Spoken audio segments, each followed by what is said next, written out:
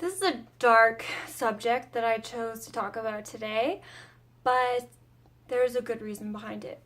So I just finished listening to the podcast series The Gateway, which is about a spiritual leader named Teal Swan. And there's a lot of controversy about Teal Swan,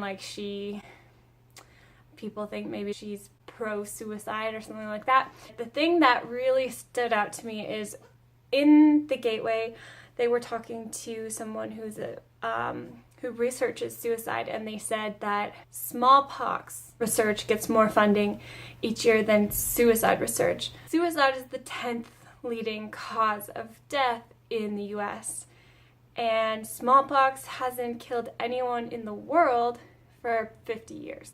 So she said, you know what, maybe Teal Swan has some weird ideas, but it's better than saying nothing.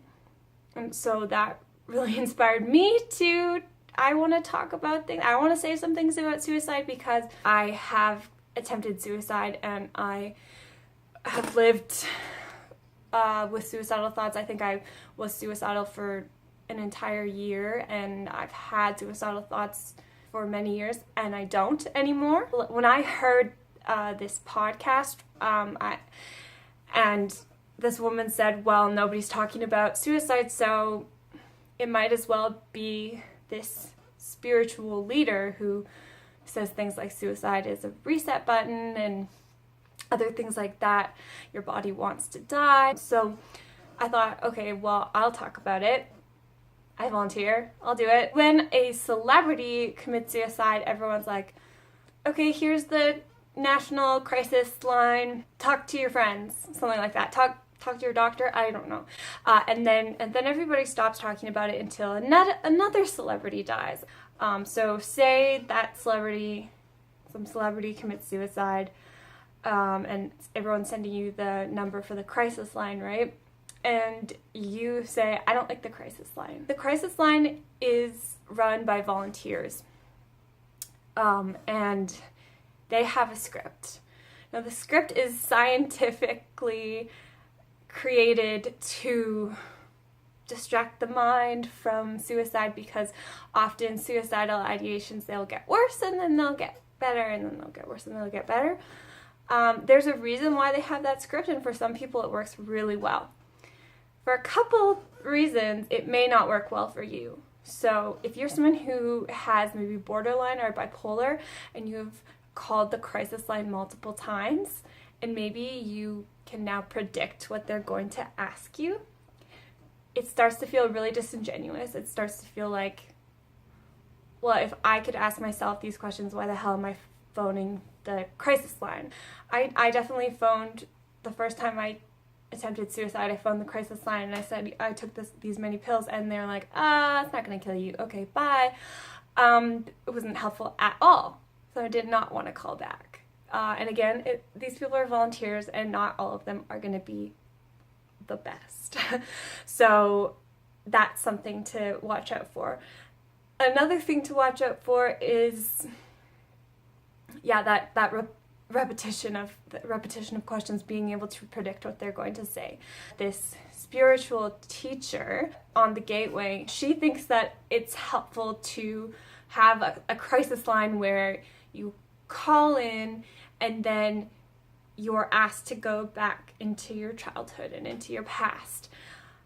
The reason why it's not helpful to think about your past or your problems while you're having a crisis is because certain parts of your brain are just shut off. They're the parts of your brain that can think logically through problems.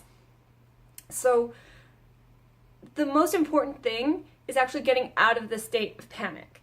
At this point, we don't want to give the brain any more fuel for this kind of crisis spiral that they're in. So one thing that she said was, you called the crisis line and they are no help. They're just like, oh, don't worry, it's gonna get better. And that's bullshit. Well, okay, it's not bullshit because it will get better. And it'll get worse, and it'll get better, and it'll get worse. But it's literally impossible that you are going to feel that exact way for the rest of your life, because we're human beings and we have emotions that ebb and flow And that's something that you can notice when you feel really a lot of pain. You stay in it, and then you'll see that it changes. Maybe it gets worse, maybe it gets better, but you will not always feel this way. That's true. Okay, but if you do understand that, yeah, there's a script, it's a volunteer, it's not going to help me, there's still value in calling the crisis line. And there is not value in going into your past and doing regression therapy or whatever.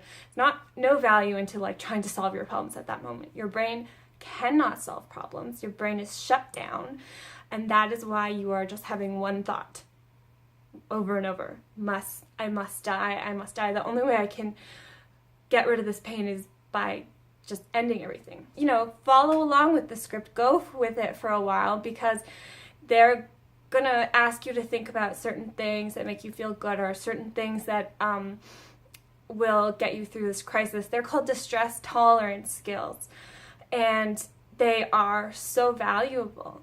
When you are in a state where you're feeling suicidal, minutes can save your life, and anything that can distract you can save your life.